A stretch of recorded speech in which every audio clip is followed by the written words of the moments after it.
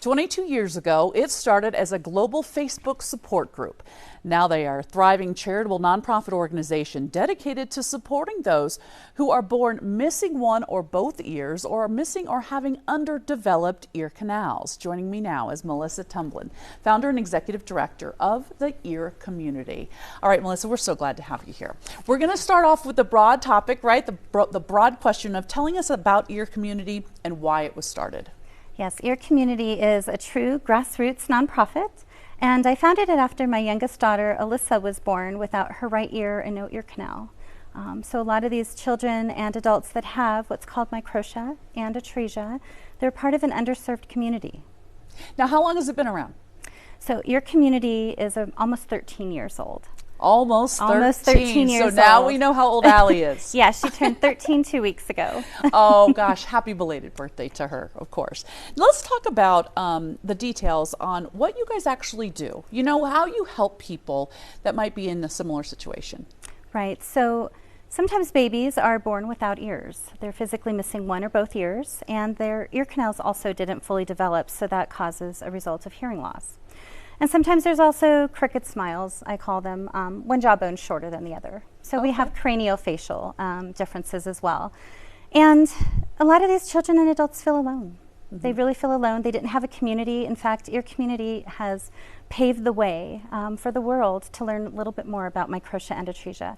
We bring families and medical professionals together at our events. We've hosted over 100 all over the world. And we donate hearing devices, specifically bone-anchored hearing devices, because we don't have ears to put anything on or in.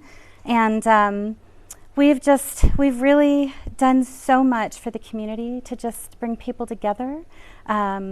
We have legislation in place, and we have an awareness day in place.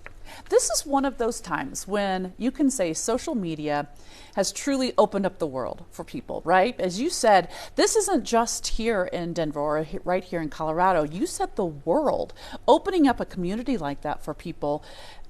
How does that feel? How does that feel to know that you created that? It feels amazing. It was much needed.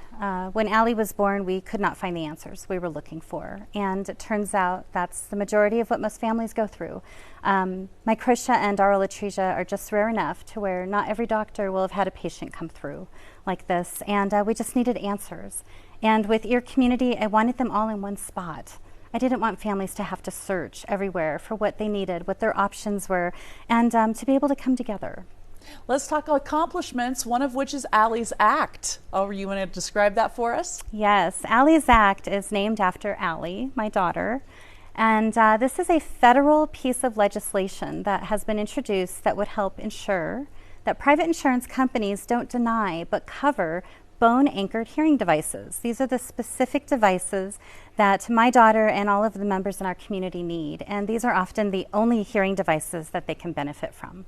They can't wear any others. So we're hoping this bill passes. It's running through the Senate as well, and Congressman Joe Neguse is our bill's original sponsor, and we're so excited that he heard our story, he listened to us, and he wanted to make a difference. And so we're so proud. We could do a whole nother story on why they aren't already covered, but we won't get into that right now. Let's talk about the big day you have coming up in November.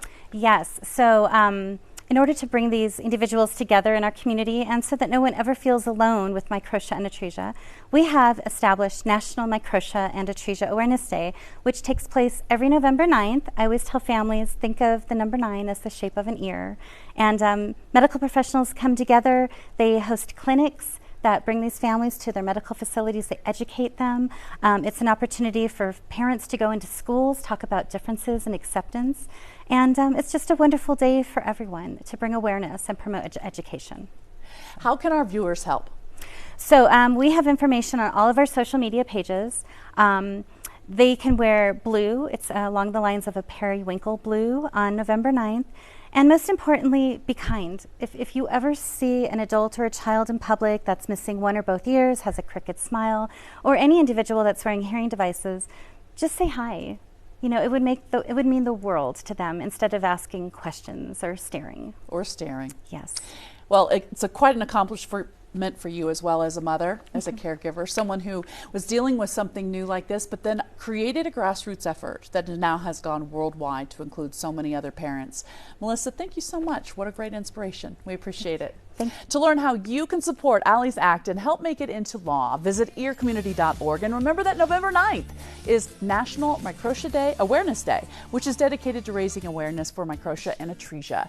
And there are many ways you can get involved. So visit earcommunity.org to find out more. Stay with us.